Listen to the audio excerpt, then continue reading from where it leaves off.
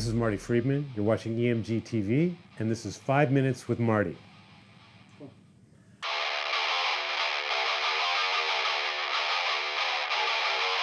What is my favorite riff to play live and why? I used to always say the first song and the last song, whatever those songs are my favorite songs to play live.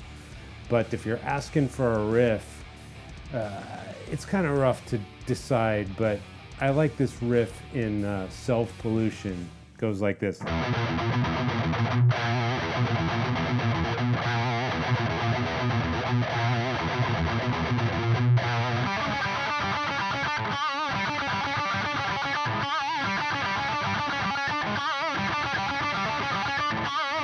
It just sounds so evil when you go to that G string on that riff.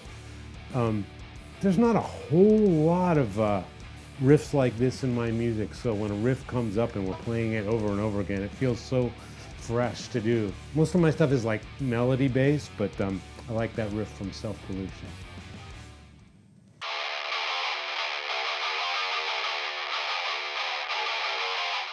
What song or riff should every guitar player know how to play?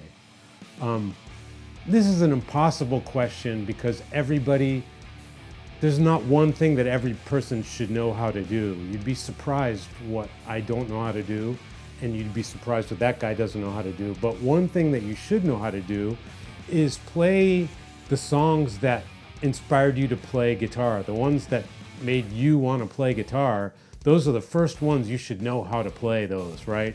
So like when I first started playing guitar, I really liked this riff here.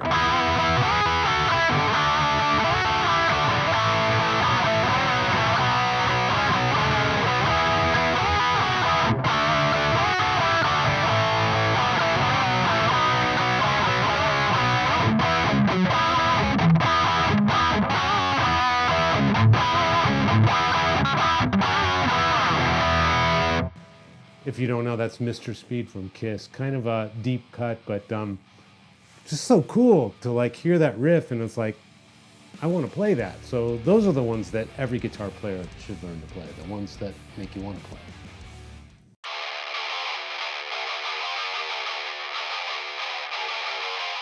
I play Jackson guitars. I've played several body styles over the years. What is my favorite body style and why? I have to say this style right here. It's no secret that this shape is based on a famous guitar from another maker. It's no secret. But there's something about this shape that just looks cool on everybody. I don't know what it is. When you look at it in the case, it's like, well, that's kind of a boring shape. But you put it on and you just look like a rock star with it. Anybody looks good with this shape. I've also had a Kelly, and I was very lucky that it worked with my body type. But those kind of pointy guitars are kind of hit and miss, you know what I mean? Some people might look cool with it, some people, they can't really sell it like that. Like, for example, Dimebag. If I picked up one of Dimebag's guitars, I would look like a complete moron, but Dimebag looked fantastic with that guitar, you know what I mean? It's the type of thing where it fits the person. This shape works for everybody. Works for like people playing full-on metal, works for doctors who play guitar as a hobby. It just makes you look cool, and this is something I discovered a long time ago. So when it came time to develop this signature model of mine, I wanted to go with this shape, of course making a cooler, more modern headstock, but this is my favorite shape right here.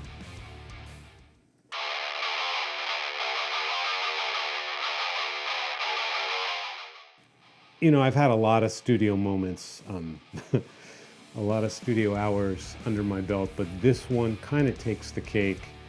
This was back in the Megadeth days. I was recording a song called Foreclosure of a Dream. If you remember that song, there was like a clean guitar part. At that time, we were having tuning issues and guitar tone issues and finger noise issues. It was just a hellish day. We had like problems with intonation, and on that album we were very perfectionistic about every single thing, and it was just a super hellish hard day. I could not get that song done I'm usually a really calm type of person, but this day it was like I had had it. So I put a sign on the studio door, "Stay out, this means you." One of my favorite producers of all time ignores the sign on the door, and he opens the door, walks into the studio where myself and Max Norman were just absolutely sweating in guitar hell. And he says, "Hey guys, how's it going in here?" And I looked at my favorite producer of all time, at the time. I looked at him, I said, "What the fuck, dude? You don't know how to read or what?" And that was like so out of character for me to say, but it was just one of those days. And like when you're in guitar hell, you know, you turn into a different person.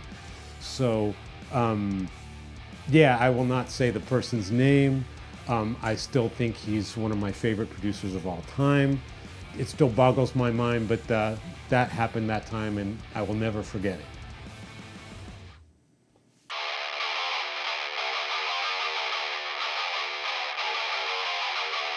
Pedal police show up and they're taking all my pedals away and I can only have one pedal. What would that pedal be? And that is a very easy answer because I only use one pedal. It's my Maxon AF9 auto filter. That's it. So the pedal police can go empty-handed out of the studio and leave that one pedal with me. Thank you very much.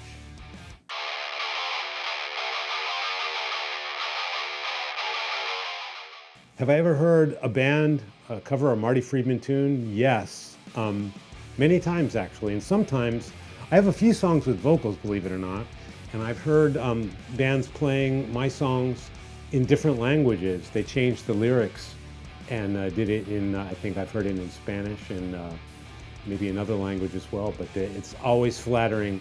And also to hear my instrumentals being covered, it's a huge, huge compliment, and I love to hear people cover my stuff. Have I ever met a Marty Friedman impersonator? Yes, as a matter of fact, several times. It has been kind of a thing on maybe a couple Japanese comedy TV shows. Tamori-san, one of the TV hosts in Japan, did this thing where he dressed up as me with my hair and my clothes and fronted a band. He's not a singer, but he dressed up like me and he sang and I played guitar behind him. So he kind of officially impersonated me on a program. And just recently, another comedian, you know, he actually impersonated me with this guitar. He made a cardboard cutout of this guitar and painted it black and white, and of course the hair, you know, it's pretty easy to impersonate this poodle thing, but I have seen it a couple times, and I suppose it's flattering, I think.